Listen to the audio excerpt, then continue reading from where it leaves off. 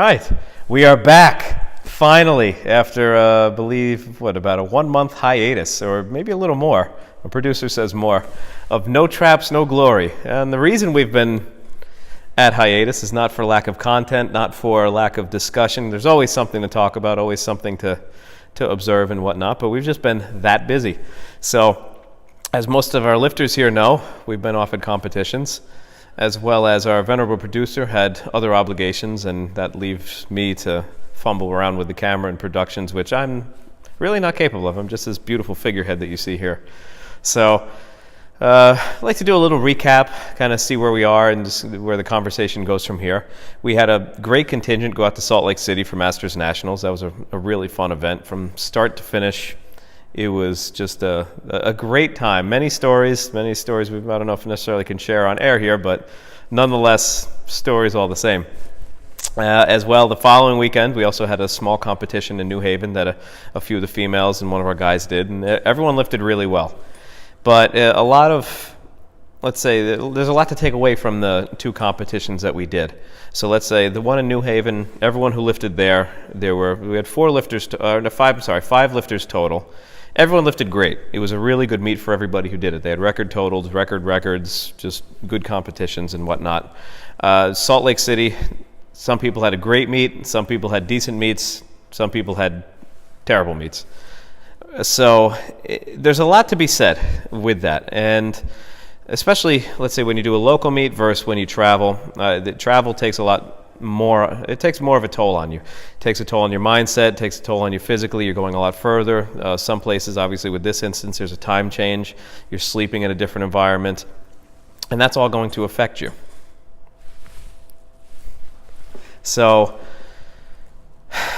that being said, it kind of goes into how does one prepare oneself? And even for those who competed in New Haven, ultimately what it comes down to is your mindset and your expectations, because that's a common theme that everybody had. Everybody had a specific mindset, and everyone had an idea, an expectation of what they were going to do going into the meet. And let's say for those who did really well, it's because of that, and that contributed to how they did. And for those who didn't do well, that also contributed to it. So to be successful in lifting, and actually Mountain Man, who was with the Masters group, he and I were discussing a little bit earlier, is how you have to approach it. And obviously the more experience you have, the more competitions under your belt, the more training time that you have, you learn how to navigate your mindset. I mean, for me personally, it took me a long while to be able to digest how to approach a competition, digest how I have to conduct myself in training, and then even just be comfortable on the platform. Okay, I've done hundreds of reps doing X weight or this exercise, something like that. And to control your mindset to where when you go on the platform, you can replicate that, but also the expectation component is a big aspect of it. So let's say if everyone who has no expectations usually compete very well. And the reason is, once you set a precedent for an expectation, you put pressure on yourself that you have to meet this criteria that you've established, whatever it may be. I want to hit this weight, I don't want to bomb out, I want to do this, I want to do that. And once you establish that, moving forward subconsciously, it's going to be difficult to essentially stray from it.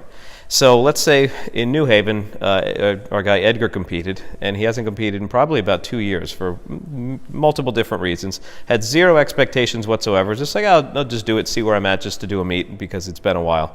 And he ended up having the best competition of his life. He even had misses in the back warming up. It was actually really funny, and him and I were laughing about it the whole time through, but he had a great competition, and that's contributed from the mindset of him having zero expectations of what he was going to do. And let's say conversely, we've had others who were in Salt Lake City for Masters. They immediately had expectations of what they had to do, what they wanted to do, what they didn't want to do. And because they got so paralyzed mentally, they ended up having so tense and get so nervous to where they couldn't produce on the platform. And it's not they were incapable, not that they weren't trained, not that there's any reason that they shouldn't have. It was just mentally they bound themselves up so tight that they couldn't produce in any capacity because you're so worried about what you think is going to happen that you don't allow things to happen. And for myself, in terms of how I compete, how I approach everything, is ultimately, and this took a long time to be able to realize it, because usually it would be a nut job and would just go on the platform and be like, oh, you have to understand that what you're going to do the day of it's going to be what it's going to be. Whatever happens is what happens. But prior to even that day, even the week before, 2 weeks before, you have to accept the premise that you're going to go there and you're just going to allow yourself to accept the results. You don't have to be happy with the results, but you have to accept what's going to come. And that allows you to stay more relaxed, not put the pressure on yourself that you just don't need to put on, especially in this context. For everybody here, for myself, for all competing, this is for the enjoyment of competing. There's no stake on what we do. There's no pressure because we have to fulfill some sort of financial obligation, some sort of career obligation. Obviously, we want to do well, and we will do well, but when you put pressure on that much, you lose sight of what you're doing. We're all doing this because we enjoy it. We're not doing this because we're professionals. If you lose the point to where I'm putting so much pressure where you're not enjoying it, then why are you doing it? You need to take a step back and realize, you know what, I'm here because I love doing this.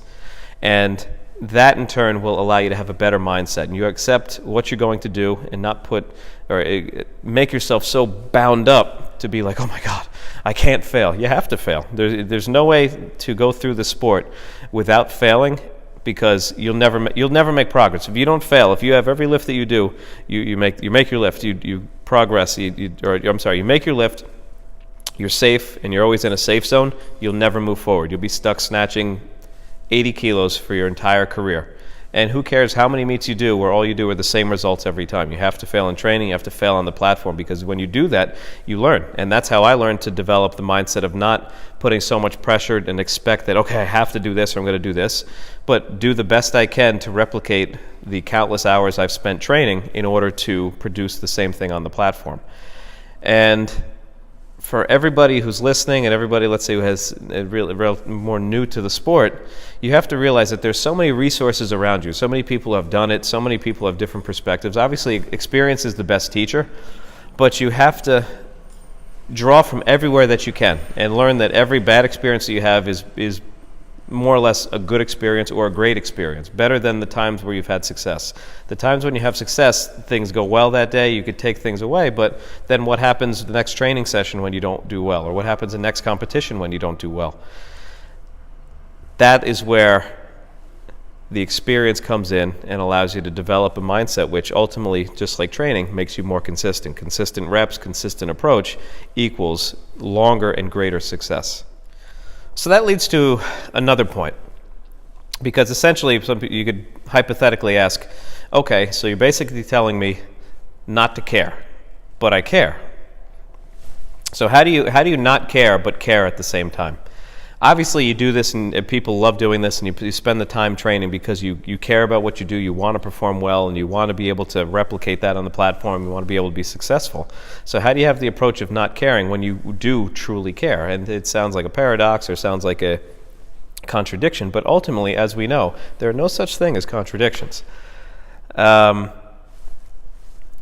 how I answer that is, obviously you have to care. You have to care about what you're doing. Because if you don't, you don't want to look like death. You don't want to stagger all over the platform. You don't want to just be like screaming and wearing backwards hats while you lift. You want to care. You want to look professional. You want to look like you want to exude what your focus and what your intention is towards the sport and the respect that you have for it, but be able to mentally control yourself to be able to perform as if you're completely relaxed. Now, I would have to say that it's going to be individual how you learn how to do that. And ultimately, the more you can rely and draw from little aspects. So let's say, as I referenced before, I focus on what I've done in training. So when I'm warming up, I try to associate myself with a different environment, different atmosphere, different pressure on you, but I've been in the same position. Let's say if I'm grabbing the bar in a snatch, I'm getting grip set, and I'm just squatted down in my routine position. First off, the routine. You establish a routine in training, you replicate that routine when you're in the warm-ups, you replicate that routine on the platform because it's intrinsic and your body knows, so it goes through a process. You go through a process, you're more likely to have results as opposed to being variant and deviant and erratic every time you do it. But secondly, when you're putting yourself in these positions, realizing where you are, be present, and this for me allows me to stay relaxed, is, okay, I know I'm at the bar, I'm in a comfortable position because I've done it so many times.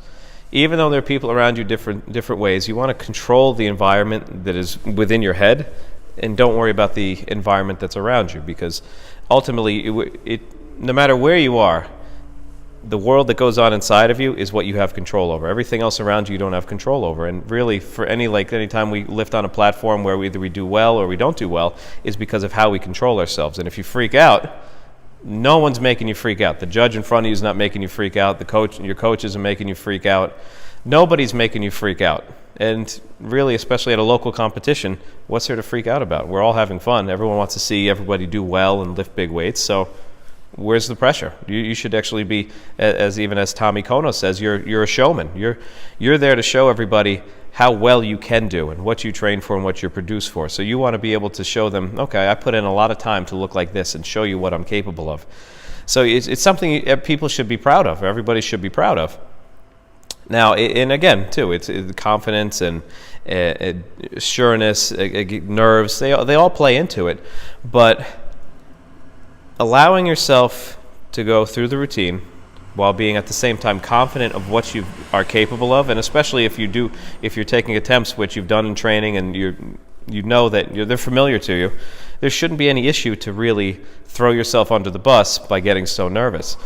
And going through the routine, that is, it allows you to establish control. And that's where you bring control within your own environment. If you can control your routine, control your approach, X number of steps to the platform, X number of seconds that you close your eyes and breathe, X number of breaths, you have control of all that. And once you control that, that allows you to control your environment more. It relaxes you, and then because you're relaxed, you're able to lift better while at the same time still caring. And the fact that you went through all those steps and followed a routine, followed a protocol, replicated that, force yourself to go through it, even if your heart's racing or whatever, that's how you can that's how you can show that you care while at the same time relaxing yourself and trying not to care, if that makes sense. It makes sense in my head, and I kind of get what I'm saying. Maybe I'm not articulating as well as I could, but for me personally, I think that's one of the best approaches to take. Some people are just animals and they'll just go up and attack and kill everything, and some people are like that. Some people train better than they compete. Some people compete better than they train. It all depends individually on what we are. But there are steps to follow, ways to approach how to compete so you can compete better. And furthermore, just competing more often. You become more familiar with the competition platform, more familiar with being in an unfamiliar environment and having to lift. That'll also help you do so. And again, long term, just like everything in the sport is, the more long term you approach it like that, the more experience you have, the more in your basket you have to draw from in terms of tools. And then from there, you're able to just really relax, and 2 weeks before a meet say, whatever happens, happens. I'm just going to go out there and do what I can do. If I miss, that's the way it is, but I'm not going to get upset about it. And again, let's say for a couple of guys that we had who didn't do too well in Salt Lake, and for anybody for that matter, you have to realize that no matter what your experience or what you've done, if you bomb out, if you go 6 for 6, whatever it is, it's the same for everybody. Let's say Mountain Man again and I were discussing, let's say this past World Championships, Rostami, Olympic champion, Narudnov, Olympic champion, not this past World Championships, but the prior Liu Xiaojun, again, Olympic world champion, all of them bombed out. So it goes to show that guys who have been training for 20 plus years, full-time profession, getting paid to do it, it's their livelihood, they have bad competitions as well. So it's a matter of how you deal with the results and how you deal with leading up to it. And if it doesn't go your way one day, it doesn't go your way. You can't let it deter you, and you can't let it just completely ruin your mindset. And if you have a great day, that's good too. But you can't let it get to your head and then expect thereafter that every time you come in, okay, I'm on a new level now. Now I'm going to dominate. Lifting's the same for everybody. It's just a matter of what level you're at and how you compete. And that's, I think, something very important to remember, because if you have a guy who won the Olympics one year, then comes into World Championships the next and bombs out, the expectation on him to win it is so high. Everyone expects, he's an Olympic champion, he should win it. And then he bombs out. It's like, oh my God, how do you bomb out? But it goes to show that the sport is very humbling, and the weight is always going to be the same. It's a matter of how your body is reacting, circumstances behind what your body's doing, and how that contributes to what you're going to do on the platform. So you might as well realize that, you know what, just take it as it comes. And then there's always another competition. There's always something that you can always improve afterwards. You have a good training day this day, but a bad one the next, or 2 bad ones or 4 bad ones, but then you have a competition, you have a great meet. You don't know what you're going to get. And that's the unpredictability of the sport. But again, why all of us have that immense self-loathing and love to just continually to put ourselves through this agony and try to continually chase that little bit more that we're seeking, every reason that we do it. And in the broader scheme of things, that's how everyone gets better, and not only in the gym, but that's how everybody gets better in the world. You learn how to adapt to circumstances. You have more control over yourself, and that's really why we do it, aside the self-deprecation part. So those are some things that I'd like at least to go over about the competitions that we've had. And let's say some people did well. Some people qualified for the American Open, which is getting W in Salt Lake. So if we go back there, that's another long plane ride. I'll have to bring a neck thing so I can not have like a dead neck. Last time I had this time in Salt Lake, my neck was killing me. Shifting gears, but within the same theme of competition, we have actually a lot of competitions coming up this summer that we're looking forward to having everybody do. And I think we should be able to do well, hopefully get a couple more people to qualify for the American Open, a few Masters that will hopefully be able to garner a good total and be able to set themselves off to Masters Worlds in Germany next year. That'd be really cool. Where in Germany, do you know? Does not say yet, just says Germany. Okay, all right, very well. Well, Germany's great, and I believe the whole country itself is the size of Wisconsin, so I mean, one side to the next. But also, and this is, I guess, kind of a formal announcement, is that we will be hosting an event in September 28th, called the New York State Championships, and we're going to be running that. I'm going to be running it. We're not hosting it here in the gym. It'll be up in Poughkeepsie area. It's going to be, as the name suggests, the New York State Championships. So I'd like to thank actually a lot of the guys, for Chris Smith, the president, and a few other guys on the board of our LWC that actually reached out to me, and they are offering a lot of assistance or whatever assistance may need to be able to run the meet smoothly, effectively, and actually let it live up to the name that it has. What do you call it? Oh man, I'm stumbling over my words. Let it live up to the name that it beholds. So I'm looking forward to it. We have a lot of time out to prepare for it, but ultimately I'd like to make it a really good meet. And so far, I've spoken with a friend of mine at Aleco. Aleco's going to be providing or helping and supporting us with some equipment concerns that we have, as well as we'll see what else we can get from them. Ideally, if we can get some extra stuff and even use that as giveaway for the best team, or best, I guess, men's and women's team of the meet. We'll see how it goes, but some prizes to give away for the best team of the competition, as well as we'll do cash prize to the, yes, I know, cash prize to the best male and the best female of the competition. So hoping to make it a really good draw, and I'd like to ask everybody that I know, all my friends around here, everyone who's involved in weightlifting, participate. I think it'll be a great time, as well as really make it an official meet. And this is something this year I'd like to start, get momentum going, then next year use that to springboard and to make it into because backtrack a little bit. Every state has a state championship for the most part. And I mean, New York is a very large state. There are guys in Western New York who I spoke to a little bit about it. We'd like to incorporate them a little bit more, but yeah, they're not too happy about this, but it's okay. We'll make it work. I'll be amenable. I'm open. But ultimately, try to make it a very good event. And obviously, New York State's very large, so I really understand the travel concerns and such, but if we could have a really good competition, perhaps change areas throughout or location of where the meet's going to be throughout the forthcoming years, I think it'd be very good, because it's something that we need, and it ultimately will help grow the sport further in the state. And if you provide a very good competition, then there's no reason people wouldn't. I feel personally, no reason that anybody would not want to be involved in it. So I think it's also a good springboard to show the talent that we have, because New York has a lot of talent, and especially historically, a lot of great lifters have come out of New York, and I think a lot of the history of weightlifting, nobody really understands or knows this, where a lot of guys that come out of Queens. I mean, Lost Battalion's famed because of the amount of high-level lifters that have came out and been produced nationally, whereas now you don't hear too much about that. Meanwhile, New York has a lot of talent to it. So if we could have a very good state championship, I think that'll help bolster that, and we can put New York into a little bit higher standard of weightlifting and really get everybody to work together to help grow the sport further and produce some really good lifting. So, like I said, Aleko's going to be on board. We should have good equipment there. I personally, and I'm just going to, I don't know if my producer has anything against this. Personally, I only want Aleko or Usaka at this competition. I'm I guess maybe a traditionalist, if you will, and I'm not a fan of Rogue equipment, I'll say it. And I feel if you're going to have a good weightlifting meet and be very dedicated to the sport, you have to use, just play favorites with what's out there, because I think that's going to help promote the sport better and allow for just more officiality, if you will, in my humble opinion. So that we know what they say about opinions. So this meet should be really good. Like I said, cash prizes. There's also going to be a lot of other prizes. I'm not sure exactly what. Like, it would be awarding best lifters, awarding those who win their class, whatever we can to really help make it viable. And that's what I'm looking forward to doing. So I hope everyone can come out to the New York State Championships. Again, we'll get more information. Follow the New York State Championship on Instagram, NYS_championship.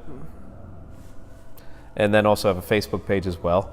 So that's what we're going to be doing. Push forth a lot more content on that, and we'll keep everybody posted moving forward with it. But for now, hopefully this was not a too rambling or meandering type of podcast. There's a lot to talk about, a lot more to go on, but we'll try to get back on the normal trend of everything. We don't have anything coming up. Easter next weekend? Easter's next weekend, right?